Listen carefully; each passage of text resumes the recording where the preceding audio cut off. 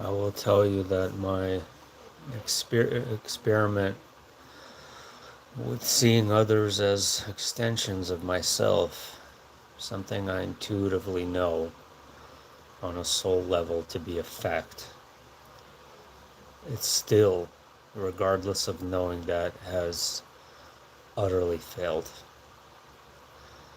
And I've never felt so disconnected from everything around me. So it's the opposite. And I noticed that pattern. I noticed that cruel joke in the Mandela world that when you seek something, it often gives you that synchronicity that you seek. But over time, it reverses it and flips it on its head and gives you the opposite. It's a sort of laughing in your face type of reality we're in, where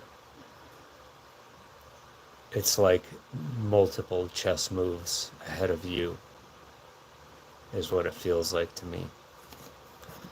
And I'm not happy about it. Not at all. But anyway, this very bed right here had an interesting experience this morning. It's one of those dreams slash partially out of body states. And what I mean by that is that as I was dreaming, I was simultaneously trying to exit my body. So partially my consciousness was dreaming, but also trying to exit. And so the dream itself was interesting. I was in a world that was beautiful. It was a reality that was entirely made out of some kind of stone, some kind of rock. And it looked like black and silver rock. And when I say the entire place, I mean the ground was rock, but also there was civilization here. There was lots of houses. They were separated quite far from each other, but they were completely kind of infused into the rock and very symmetrical and proportional to everything outstanding. And it was very beautiful. So these houses were very large and they were very symmetrical. So they had very sharp angles and things like that. And there was like these barely paved out roads in between them. And the place felt very, the oscillating quantum harmonics was very kind of peaceful, but in a very strange way. It was very subtle. And amidst these houses and rocks, there is this one girl, one young lady there. And I'm trying to speak with her. And she has like a lazy eye, or she's blind in one eye. And for some reason, I take especially big notice of this. She had red hair and was blind in one eye, or it kind of looked like, it's hard to explain, like one of those lazy eyes. And as this was happening, as I was seeing her and I'm in this rocky world, I actually go back and realize that I'm paralyzed on my bed and I can't move. And so the reason why I put the didgeridoo on my thumbnail right here is because that's what I heard in my right ear as I was partially dreaming and partially out of body. I heard this really pronounced, powerful frequency in my right ear. Hi, Texas Danny, thanks for coming.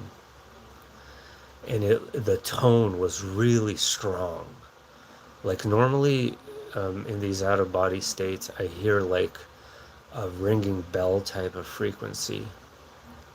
This was not like that at all. This was completely different, which made this unique. It sounded like an Australian Aboriginal didgeridoo in my right ear, like the tones and the frequencies. And I have one actually.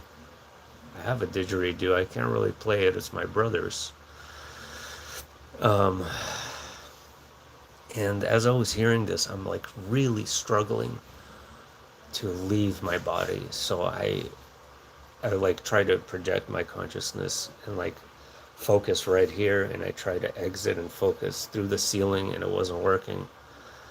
So I managed to feel my legs go up, my astral legs go up, and my torso and everything else was just kind of magnetically stuck, and I couldn't move. But as this was happening, I'm still dreaming. Okay, so this is simultaneous, and I see this girl with the lazy eye in the middle of this rock reality, and she has a table. She has like a wooden table, and there's something on it that she's like desperately trying to show me. Whatever it is, I can't see it. I'm like trying to look down and look at the table, and I can't see what she's trying to show me. And she's looking at me very intently. And no matter how much I tried, one, I couldn't leave the body, and two, I could not see what she was trying to show me on the table. So, a lot of symbolism here. Kind of upset that I couldn't go fully out of body, but I had to share this experience because of the unique didgeridoo-like sound in my right ear.